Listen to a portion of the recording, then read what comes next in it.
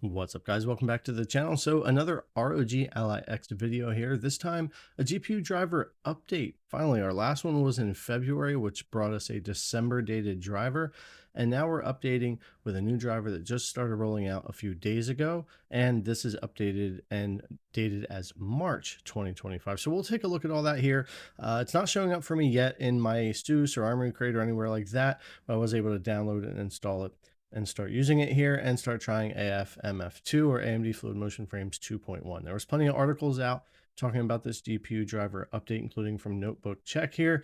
And be aware that The Last of Us Part 2 Remastered is having some crashing issues on this driver if you're playing that game. Now, I was able to just use their links and download the ROG Ally X and ROG Ally drivers and install them manually very easily. But if you want to wait for them, they should show up either in Armory Crate, but these days typically they won't show up here. They're usually over in my ASUS. So if you open up my ASUS, go to System Update, check for updates, it should show up there. But check both places, and that's where it should officially roll out. I got a little impatient, wanted to make a video, wanted to check out Fluid Motion Frames 2.1, so I wound up going ahead and updating. Now we are on the old driver here. 3002 is the Windows version that's located here. And then this is actually 24203303. So that's the driver version we were on, December dated before this brand new update. So let's go ahead and manually update this. I'll just show you how to do it. It's very easy. This isn't sideloading or anything. This is official. It's just not being done through my ASUS. So I'm going to go ahead and open up that file I downloaded from the article website. Go ahead and click yes here. Now I'll close this out. Go ahead and click OK. Next. Accept. Install, not extract. Click next there. Next and install. And then it's just going to go through its processes until it's done. And then it's going to tell you to do a reboot. That's really all that you're doing. It's not side loading. It's just an official way to install it here.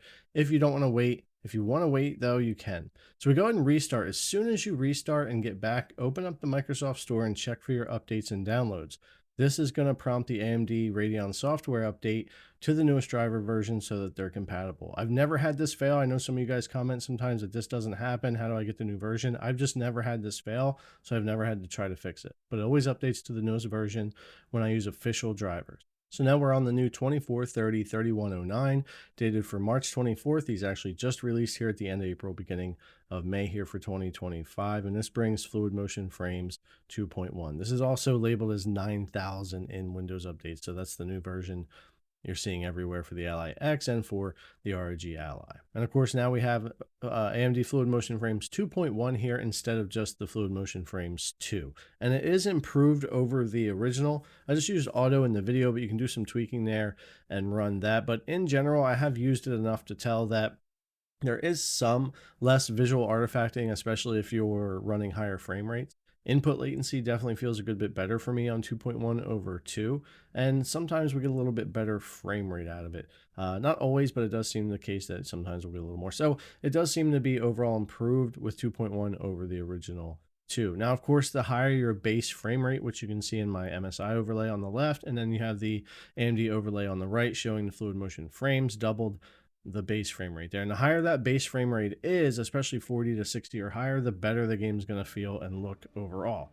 And with some old driver versus new driver here with Fluid Motion Frames 2 versus 2.1, like I was talking about, there's times that you'll see we get a little bit more frame rate out of this, whether that's partly due to a higher base frame rate from the driver and the Fluid Motion Frames 2.1 maybe being a little bit more efficient or better at its job, but we'll typically get a better experience there. And the higher your base frame rate is, just in general, the better Fluid Motion Frames or any frame generation is going to feel, especially 45, 60 and up. But of course, we do use it for lower frame rates on the handhelds to make some of these games more playable. Now, real quick, I'm going to jump to the other side of the screen and show the base frame rate. So you can see that overall with this newer driver, it's not by a lot, but we're getting a little bit more on that base frame rate, which does help translate to a little bit more in the Fluid Motion Frames frame rate. And again, in my opinion, especially locally here on the VRR screen, it's just a smoother experience when you're panning around or moving around in general.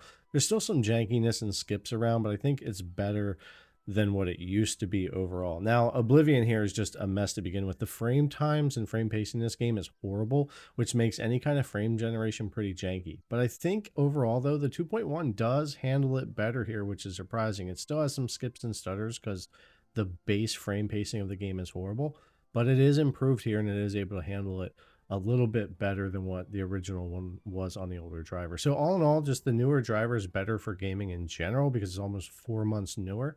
But then also we have Fluid Motion Frames 2.1, which is helping as well. I always recommend using in-game settings or in-game frame gen over anything app related like lossless or anything in the AMD app, but this stuff is getting really good. And I think if you're playing games that don't have in-game frame generation, this is becoming a great option, especially for games where you're at least getting enough base frame rate, or at least the frame pacing is good enough to where frame generation tends to work pretty well. But yeah, all in all, this feels great on the device. Happy to see it. I haven't tried it on the regular ROG Ally yet, but I'll be doing that as well. And keep an eye out on my ASUS and Armory Crate for the update, or you could go download it like I did and do a quick install. Anyways, guys, as always, thanks a lot for coming and check out the video. I really appreciate it, and I'll see you in the next one.